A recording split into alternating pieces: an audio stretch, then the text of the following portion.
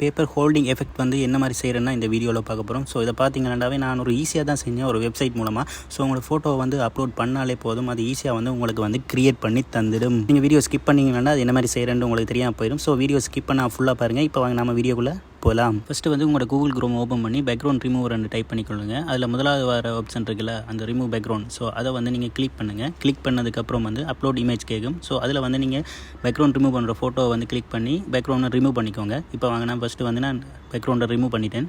அதுக்கப்புறமா வந்து கூகுள் குரோமில் வந்து பேப்பர் அனிமேட்டர் டைப் பண்ணிக்கொள்ளுங்க. அதில் வர முதலாவது ஆப்ஷனை தான் நீங்கள் கிளிக் பண்ணணும், வேறு எதுவுமே கிளிக் பண்ணக்கூடாது. ஸோ முதலாவது ஆப்ஷனை நீங்கள் கிளிக் பண்ணிக்கிறதுக்கப்புறம் பாருங்கள் நான் கிளிக் பண்ணிக்கிறேன். ஸோ அதுக்கப்புறம் வந்து இதில் உங்களுக்கு வந்து நடுவில் ஒரு ஃபோட்டோ இமேஜ் மாதிரி ஒன்று காட்டுது பார்த்தீங்களா, அதை நீங்கள் கிளிக் பண்ணாலே உங்களோட வந்து கேலரிக்குள்ளே போயிடும். நீங்கள் எந்த ஃபோட்டோ கிளிக் பண்ண போகிறீங்களோ, நீங்கள் ஃபஸ்ட்டு வந்து பேக்ரவுண்ட் ரிமூவ் பண்ண ஃபோட்டோ இருக்குல்ல, அதை வந்து தான் நீங்கள் ஃபஸ்ட்டு வந்து கிளிக் பண்ணணும். ஸோ இப்போ பாருங்கள் நான் கேலரிக்குள்ளே போயிட்டு ஃபோட்டோ கேலரி கேட்குதுல்ல, அதை கிளிக் பண்ணிவிட்டு அந்த பேக்ரவுண்ட் ரிமூவ் பண்ண ஃபோட்டோவை நான் கொடுத்துக்கிறேன். அதுக்கப்புறமா வந்து ஜூஸ் இமேஜ் இருக்குல்ல, அந்த ஜூஸ் இமேஜை வந்து நீங்கள் கிளிக் பண்ணணும். கிளிக் பண்ண பிறகு அந்த ஃபோட்டோ வந்து ஆட் ஆகிடும். ஸோ இதில் வந்து ஃபஸ்ட்டு நாம வந்து அட்ஜஸ்ட்மெண்ட் எல்லாம் இருக்குது இன்றைய, அதெல்லாம் இப்போதைக்கு பண்ண தேவையில்லை. அதில் பார்த்தீங்கன்னா கேலரிக்கு மேலே வந்து ஒரு பெயிண்ட் டப்பா மாதிரி ஒன்று இருக்குல்ல, அதை கிளிக் பண்ணிங்கன்னா உங்களோட பேக்ரவுண்ட் வந்து சேஞ்ச் ஆகிடும். பார்த்தீங்களா, இப்போ சேஞ்ச் ஆகிடுது க்ரீன் கலரில்.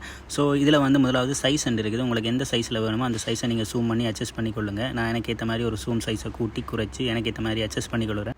அதுக்கப்புறமா பார்த்தீங்கன்னா கேலரி பக்கத்தில் பாருங்கள் மூன்றாவது பாக்ஸ் மாதிரி ஒரு ஆப்ஷன் இருக்குது. ஸோ அந்த ஆப்ஷனை கிளிக் பண்ணிங்கன்னா ஈஸியாகவே அதுவே உங்களுக்கு கிரியேட் பண்ணி தந்துடும். இப்போ பார்த்தீங்களா எனக்கு வந்து அந்த பேப்பர் ஆர்டிஸ்ட் மாதிரி அது ஒரு கிரியேட் பண்ணி தந்திருக்கு, ஒரு பேப்பர் மாதிரி கிரியேட் பண்ணி தந்திருக்குது. ஸோ இதே மாதிரி நீங்களும் சூப்பராக எல்லாமே செஞ்சு கொள்ளலாம். உங்களுக்கு தேவையான இமேஜை வந்து பேக்ரவுண்டை ரிமூவ் பண்ணி எல்லாமே செய்யலாம். அட்ஜஸ்ட்மெண்ட் எல்லாமே இருக்குது.